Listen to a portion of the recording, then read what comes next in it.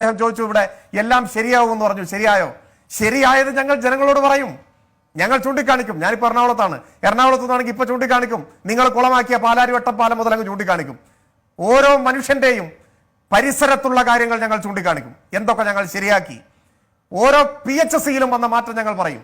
അവർക്ക് മാസം തോറും കിട്ടുന്ന ക്ഷേമ പെൻഷൻ നിങ്ങളുടെ കാലത്ത് നയ പൈസ കൊടുത്തിട്ടില്ല. 17 മാസം കുടിശ്ശികയായിരുന്നില്ലേ? കടലാസിൽ 600 ഉണ്ടായിരുന്നു, കൊടുത്തിരുന്നില്ല. അത് 1400 കഴിഞ്ഞ മാസം വീട്ടിലെത്തിച്ചത് ഞങ്ങൾ ഓർമ്മപ്പെടുത്തും. ഞങ്ങൾ ചെയ്ത ഓരോ കാര്യങ്ങളും ജനങ്ങളുടെ മുൻപാകെ ഞങ്ങൾ വിശദീകരിക്കും. അങ്ങനെ തന്നെയാണ് ഈ തെരഞ്ഞെടുപ്പ് ഞങ്ങൾ മുൻപോട്ട് പോകുക. ഇപ്പൊ നമ്മൾ ചർച്ച ചെയ്യുമ്പോൾ 13 കേരളത്തിലെ സർക്കാർ ആശുപത്രികൾ ദേശീയ ഗുണനിലവാര പരിശോധന കഴിഞ്ഞ് ദേശീയ അംഗീകാരം കിട്ടിയിരിക്കുന്നു. കഴിഞ്ഞ ദിവസം ഞാൻ ഈ ഫ്ലോറിൽ ചർച്ചയ്ക്ക് വന്നപ്പോൾ ബാംഗ്ലൂരിലെ പബ്ലിക് അഫയേഴ്സ് സെന്റർ അവർ ഇന്ത്യയിലെ ഏറ്റവും മികച്ച ഭരണ നിർവഹണം നടക്കുന്ന സംസ്ഥാനമായി കേരളത്തെ തുടർച്ചയായ 4ാം വർഷവും അടയാളപ്പെടുത്തി. ഡോക്ടർ കസ്തൂരി രംഗനെ അതിന്റെ പേരിൽ UDF BJP ഒക്കെ തെറി വിളിക്കാൻ തുടങ്ങിയിട്ടുണ്ട്. അത് ആ വഴിക്ക് പോട്ടെ. ഈ കാര്യങ്ങൾ ഭരണ മികവാണ് കാര്യങ്ങൾ ജനങ്ങളുടെ മുൻപാകെ ഞങ്ങൾ വിശദീകരിക്കുന്നത്. ഇവിടെ അന്വേഷണത്തെക്കുറിച്ച് പറഞ്ഞു. ഉദ്യോഗസ്ഥന്മാരുടെയും മറ്റും കാര്യത്തിൽ ഞങ്ങൾക്ക് ബന്ധമില്ല എന്ന് പറഞ്ഞാൽ പിന്നെ എങ്ങനെ രാഷ്ട്രീയ പ്രേരിതം എന്ന് പറയുന്നതാണ് അങ്ങ് ചോദിച്ചത്. ഏതെങ്കിലും ഒരു ഉദ്യോഗസ്ഥനെ ചോദ്യം ചെയ്തതോ കേസെടുത്തതോ അറസ്റ്റ് ചെയ്തതോ മുന്നിൽ വെച്ചുകൊണ്ടല്ലല്ലോ ഞങ്ങൾ രാഷ്ട്രീയ പ്രേരിതമാണെന്ന് പറഞ്ഞത്. അവരവർ വിശദീകരിക്കേണ്ടത് അവരവർ വിശദീകരിച്ചോട്ടെ. ഞങ്ങൾ ദുഷ്ടലാക്കോടെ സർക്കാർ പദ്ധതികളെ തടസ്സപ്പെടുത്തുന്ന നിലയിലേക്ക് കോൺഗ്രസും BJPയും ആഗ്രഹിക്കുന്നതിന് തുല്യം ചാർത്താൻ ഏജൻസികൾ വന്നാൽ അത് തുറന്നു കാണിക്കും. ഇപ്പോ പ്രതിപക്ഷ നേതാവിന്റെ പ്രസ്താവന ഇന്നുണ്ടല്ലോ പഞ്ചാബിലെ സംബന്ധിച്ച്. പഞ്ചാബിൽ ഫെഡറലിസം അപകടത്തിൽ നിന്നാണ്. ഫെഡറലിസം എന്ന് പറഞ്ഞാൽ പഞ്ചാബിന് മാത്രം ബാധകമായതല്ല. പഞ്ചാബിന് മാത്രം ബാധകമായ ഒരു ഫെഡറലിസം ഇല്ല. ഇന്ത്യയിൽ എല്ലാ സംസ്ഥാനങ്ങൾക്കും ഈ രാജ്യത്തിനും ബാധകമായതാണ്. പഞ്ചാബിൽ നിങ്ങളുടെ നയമെന്തേ കേരളത്തിൽ മാറിയെന്ന് നിങ്ങൾ വിശദീകരിക്കേണ്ടി വരും. നിങ്ങളെ കൊണ്ട് വിശദീകരിപ്പിക്കും. കർണാടകയും തമിഴ്നാടും പഞ്ചാബും രാജസ്ഥാനും കേന്ദ്ര ഏജൻസികൾക്കെതിരെ തെരുവിലിറങ്ങി പോരാടുന്ന നിങ്ങൾ ഇവിടെ കേന്ദ്ര ഏജൻസികൾക്ക് ചൂട്ടുപിടിക്കുന്നവരായി മാറിയത് എങ്ങനെ എന്ന് നിങ്ങൾക്ക് വിശദീകരിക്കേണ്ടി വരും. ഇവിടെ അങ്ങ് സംസാരത്തിനിടയിൽ പറഞ്ഞു, അതിൽ അവതാരകനും ചില കമന്റുകൾ നടത്തി. വാളയാർ കേസ് സംബന്ധിച്ച് ഞാൻ മനസ്സിലാക്കുന്നു ബാലാവകാശ കമ്മീഷന്റെ അധികാരപരിധിയിൽ ഒരു പരാതി വന്നാൽ അവർക്കത് പരിശോധിക്കാം. ഇനി സ്വമേധയാ തന്നെ അന്യായമായി കാര്യങ്ങൾ പോകുന്നു എന്ന് കണ്ടാൽ പരിശോധിക്കാം. ഒരു കുട്ടി പീഡിപ്പിക്കപ്പെട്ടതിന്റെ മേൽ പോലീസ് കേസെടുത്ത് അറസ്റ്റ് നടപടികളിലേക്ക് കടന്ന് മുൻപോട്ട് പോയാൽ അതിലെവിടെയെങ്കിലും വീഴ്ച വരുന്നു എന്ന് ബോധ്യമാകുന്ന ഘട്ടത്തിലാണ് ഇടപെടുക. വാളയാർ കേസിൽ കോടതി വിധിയുടെ ഘട്ടത്തിലാണ് ആ വിഷയം ചർച്ച ചെയ്യപ്പെട്ടത്. എല്ലാ കേസും ബാലാവകാശ കമ്മീഷൻ ഇടപെടില്ല. സ്വരാജ്, ഒരു നിമിഷം. അങ്ങ് പറഞ്ഞത് എനിക്ക് മനസ്സിലായി. പക്ഷെ വാളയാർ നിൽക്കുന്ന മണ്ഡലത്തിൽ ഒരു MLA ഉണ്ടല്ലോ, ആ MLA പരാതി കൊടുത്തോ? അവിടെ നിന്നും CPMന്റെ നേതാക്കൾ ധാരാളം ആളുകൾ ഈ വാളയാർ പരിസരത്തുണ്ടല്ലോ, ബാലാവകാശ കമ്മീഷന് പരാതി കൊടുത്തോ? പാർട്ടി സെക്രട്ടറിയുടെ പേരമകളുമായി ബന്ധപ്പെട്ട വിഷയത്തിൽ ഒരു രാത്രി പുലരുന്നതിന് മുൻപ് ബാലാവകാശ കമ്മീഷൻ പാഞ്ഞെത്തി.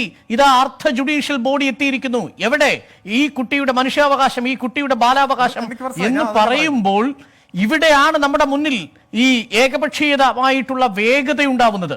വാളയാറിന്റെ കാര്യത്തിൽ 2 വർഷമെടുത്തു. അങ്ങ് പറഞ്ഞതുപോലെ കോടതി ഇടപെടൽ കഴിഞ്ഞ് 2019 വരെ. ഇവിടെ 24 മണിക്കൂർ എടുത്തില്ല. അതെന്തുകൊണ്ട് എന്ന ചോദ്യത്തിന് അങ്ങ് നിങ്ങൾ മറുപടി പറയണ്ടേ? തീർച്ചയായും പറയേണ്ട ഉത്തരവാദിത്വം എനിക്കുണ്ട്. ഞാൻ ആ മറുപടിയിലേക്ക് തന്നെ വരികയായിരുന്നു. ഞാൻ പറഞ്ഞത് ഒരു കേസ്, ഒരു സംഭവം ഉണ്ടാകുമ്പോൾ അതിൽ ന്യായം ലഭിക്കുന്നില്ല എന്ന ഘട്ടം വരുമ്പോഴോ അല്ലെങ്കിൽ കമ്മീഷന്റെ മുൻപാകെ പരാതി വരുമ്പോഴോ ആണ് കമ്മീഷൻ ഇടപെടുക. ഇപ്പൊ ഒരു കേസ് മാത്രം ഇവിടെ പാലത്തായി പറഞ്ഞു. പാലത്തായിൽ എന്താ സംഭവിച്ചത്? പാലത്തായിൽ ഈ വാർത്ത വന്ന ഉടൻ തന്നെ ആ പോലീസ് ഉദ്യോഗസ്ഥന്മാരെ, അന്വേഷണത്തിന് നേതൃത്വം കൊടുത്ത പോലീസ് ഉദ്യോഗസ്ഥന്മാരെ ബാലാവകാശ കമ്മീഷൻ വിസ്തരിച്ച് കഴിഞ്ഞിരിക്കുന്നു. ഈ തൊട്ടടുത്ത ആലുവയിൽ ഒരു കുട്ടി പീഡിപ്പിക്കപ്പെട്ട കേസുണ്ടായി. അതിൽ പോലീസ് നടപടി സ്വീകരിക്കാൻ അമാന്തിക്കുന്നു എന്ന് വന്നപ്പോ ഇവിടെ ഓടിയെത്തി, ഈ ആലുവയിലെത്തി കമ്മീഷൻ. അവിടെ പരിശോധനാ നടപടികൾ നടത്തി. ജില്ലാ പോലീസ് ചീഫിനെ അത് അന്വേഷിക്കാൻ വേണ്ടി ചുമതലപ്പെടുത്തി. ഈ കൊറോണ കാലത്ത് CBSE സ്കൂളുകളിൽ ഫീസ് അടയ്ക്കാത്ത കുട്ടികളെ പുറത്താക്കിയപ്പോൾ അവിടെ ഓടിയെത്തി നടപടി സ്വീകരിച്ചു. ഓൺലൈൻ ക്ലാസ് എടുക്കുമ്പോൾ MHRDയുടെ മാനദണ്ഡങ്ങൾ പാലിക്കാത്ത സംബന്ധിച്ച് നടപടി സ്വീകരിച്ചു. ഞാൻ പറഞ്ഞത് ഈ ബാലാവകാശ കമ്മീഷന്റെ മുൻപാകെ ഒരു പരാതി വന്നിട്ട് അതിന്മേൽ നടപടി സ്വീകരിക്കാൻ അമാന്തിച്ചെങ്കിൽ അത് ചൂണ്ടിക്കാണിക്കണം. അത് നമുക്ക് ചർച്ച ചെയ്യണം. ഇപ്പൊ നമ്മൾ ചർച്ച ചെയ്യുന്ന വിഷയത്തിൽ അവരുടെ മുൻപാകെ പരാതി വന്നു. ഇതാ ഈ സാഹചര്യത്തിൽ 2.5 വയസ്സുള്ള ഒരു കുട്ടി ഇങ്ങനെ അനുഭവിക്കുന്നു. അവിടെ അവരിടപെട്ടു. സമാനമായ പരാതികളോട് അലംഭാവം കാണിച്ചുവോ? അങ്ങനെ വിമർശിക്കൂ, അത് വിമർശിക്കൂ. അതിന് പകരം തിരുവനന്തപുരത്ത് കുട്ടി മണ്ണ് തിന്നു എന്നൊക്കെ ഇപ്പോഴും ബഹുമാന്യനായ MP പറഞ്ഞാലോ? ആ കേസേ മാറിപ്പോയി. അതങ്ങ് ഓർക്കാത്തതായിരിക്കാം. ആ സംഭവം പിന്നീട് ശരിയായ വസ്തുത പുറത്തു വന്നു. പട്ടിണി കൊണ്ടല്ല, ആ കുട്ടിയുടെ ദുശീലമായിരുന്നു. ആ കുട്ടിയുടെ അമ്മയും അയൽവക്കക്കാരും ഒക്കെ മാധ്യമങ്ങളെല്ലാം റിപ്പോർട്ട് ചെയ്തു. ആ സംഭവം ഇപ്പൊ അങ്ങ് ഉന്നയിക്കുന്ന എന്താണെന്ന് എനിക്ക് മനസ്സിലായിട്ടില്ല. മറ്റൊന്ന്, ഇവിടെ ബഹുമാന്യനായ BJP നേതാവ് ചൂണ്ടിക്കാണിച്ച ചില കാര്യങ്ങളാണ്. സദ്ദാം ഹുസൈന്റെ കാര്യം ഇപ്പോൾ ഇവിടെ പറഞ്ഞു, അതെനിക്ക് കൗതുകരമായി തോന്നി. അത് നമുക്കൊന്ന് ഡിബേറ്റ് ചെയ്യാവുന്ന നല്ല പോയിന്റാണ്. ഞാനിവിടെ തുടക്കത്തിൽ പറഞ്ഞ എന്താണ്, സൂര്യന് താഴെയുള്ള ഏത് വിഷയവും ചർച്ച ചെയ്യാം, പക്ഷേ പ്രാഥമിക പരിഗണന ഇന്നതാണെന്നാണ് പറഞ്ഞത്. ഇനി സദ്ദാം ഹുസൈൻ അങ്ങ് പറഞ്ഞതുകൊണ്ടാണ്, സദ്ദാം ഹുസൈന്റെ വിഷയത്തിൽ യഥാർത്ഥത്തിൽ സദ്ദാം ഹുസൈനെ തെരഞ്ഞെടുപ്പ് പ്രചരണ ആയുധമാക്കി എന്ന് പറയുമ്പോൾ എന്താണ് യഥാർത്ഥം? അമേരിക്കൻ സാമ്രാജ്യത്വം സ്വീകരിക്കുന്ന മനുഷ്യത്വരഹിതമായ സമീപനമാണ് ആ പശ്ചാത്തലത്തിൽ നമ്മൾ ചർച്ച ചെയ്തത്. അത് ചർച്ച ചെയ്ത ഏത് അടിസ്ഥാനത്തിലാണ്? ആ അമേരിക്കൻ ഇമ്പീരിയലിസത്തോട് ഇന്ത്യ ഗവൺമെന്റ് കൈകോർത്ത് സാമന്ത രാഷ്ട്രമായി ഇന്ത്യയെ മാറ്റുന്ന നയത്തിനെതിരായിട്ടാണ്. നമ്മൾ അതിനെ അങ്ങനെയല്ലേ കാണേണ്ടത്? അതോടൊപ്പം 1-2 കാര്യം കൂടി പറഞ്ഞ് ഞാൻ അവസാനിപ്പിക്കാം. ഇവിടെ കേന്ദ്ര ഏജൻസിക്കെതിരെ സമരം ചെയ്യണം, അപ്പോൾ സമരം ചെയ്യുമ്പോൾ ഞങ്ങൾ പ്രതിരോധത്തിലാവുമെന്നാണ് BJP പറയുന്നത്. അങ്ങനെയാണെങ്കിൽ നിങ്ങൾ സന്തോഷിക്കല്ലേ വേണ്ടത്? ഞങ്ങൾ സമരം ചെയ്യുമ്പോൾ ഞങ്ങൾ പറയും, ED ഈ രാജ്യത്ത് എന്തൊക്കെ ചെയ്തിട്ടുണ്ട്, 15 കൊല്ലത്തിനിടയിൽ 14 കേസ് ശിക്ഷിപ്പിച്ച ഏജൻസിയാണെന്ന് ഞങ്ങൾ പറയും ജനങ്ങളോട്. ഞങ്ങൾ പറയും, DK ശിവകുമാറിന്റെ മകൾ ഐശ്വര്യയെ മുൾമുനയിൽ നിർത്തി ചോദ്യം ചെയ്ത ED ആ ഐശ്വര്യയെ കോൺഗ്രസിൽ നിന്ന് കൂടുമാറി BJPയിൽ വന്ന SM കൃഷ്ണയുടെ പേരക്കുട്ടിക്ക് കല്യാണം നിശ്ചയിച്ചപ്പോ ഫയലും കെട്ടിപ്പൂട്ടിപ്പോയ ആ EDയെ ഞങ്ങൾ തുറന്നു കാണിക്കും. EDയുടെ ഇതുവരെയുള്ള പ്രവർത്തനങ്ങളെ സംബന്ധിച്ച് അതിൽ കോൺഗ്രസ് ഇപ്പോഴും BJP ഇന്നലകളിലും ഉയർത്തിയിട്ടുള്ള കാര്യം ജനങ്ങളുടെ മുമ്പാകെ ഞങ്ങൾ വിശദീകരിക്കും. ഇന്ത്യയിലെ ന്യായാധിപന്മാർ ED ഉൾപ്പെടെയുള്ള ഏജൻസികളെ എങ്ങനെ വിലയിരുത്തി എന്ന് ഞങ്ങൾ പറയും. അതൊക്കെ ഞങ്ങൾ വിശദീകരിക്കും.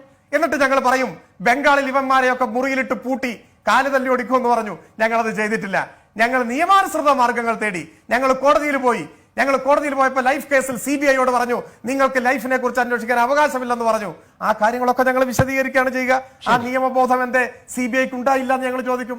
ഞാനൊരു കാര്യം സൂചിപ്പിക്കാം വളരെ വിനയത്തോടു കൂടി. ഇവിടെ ജനങ്ങളെ നമ്മൾ സമീപിക്കുമ്പോൾ നിങ്ങൾ ഈ അഴിമതികളെ കുറിച്ചൊക്കെ പറഞ്ഞോളൂ, ഞങ്ങൾ അതിനൊക്കെ മറുപടി അങ്ങ് പറയും. ഞങ്ങൾ പക്ഷേ ഊന്നുക ഈ 4.5 കൊല്ലത്തിനിടയിൽ മലയാളിയുടെ ജീവിതത്തിലുണ്ടായ മാറ്റങ്ങൾ ഞങ്ങൾ ചൂണ്ടിക്കാണിക്കും. ഇവിടുത്തെ ആശുപത്രികളും സ്കൂളുകളും മാറിയത് ഞങ്ങൾ പറയും. ഞാൻ നേരത്തെ പറഞ്ഞല്ലോ, പദ്ധതി നിർവഹണത്തിന്റെയും പദ്ധതി രൂപീകരണത്തിന്റെയും കാലതാമസങ്ങളെ സമയത്തെക്കുറിച്ച് നിങ്ങൾ അതിനെക്കുറിച്ച് അഭിപ്രായം പറഞ്ഞിട്ടില്ല. ഞാൻ അതിന്റെ അനുബന്ധമായി പറയുന്നു, പദ്ധതി ചെലവ് UDF ഭരണകാലത്തിൽ നിന്ന് ഈ തദ്ദേശ സ്ഥാപനങ്ങളുമായി ബന്ധപ്പെട്ടുള്ള പദ്ധതി ചെലവ് പരിശോധിച്ചാൽ ഈ കഴിഞ്ഞ 3 കൊല്ലങ്ങൾ 4 കൊല്ലങ്ങൾ ഏകദേശം 20% അത് വർദ്ധിച്ചിരിക്കുന്നു. ആ മാറ്റം ഈ നാട്ടിലുണ്ട്. ഞങ്ങൾ ഈ നാടിനെ ചൂണ്ടി പറയും. എനിക്ക് പ്രേമേന്ദ്രൻ MP ഈ സ്വരാജ് ചോദിച്ച ഒരു ചോദ്യം വോട്ടർമാർ UDFിലെ നേതാക്കളോട് ചോദിക്കും. അതിൽ ഏറ്റവും പ്രധാനപ്പെട്ടത്, ഈ പഞ്ചാബിൽ മാത്രമായ ഒരു ഫെഡറലിസം ഇല്ലല്ലോ.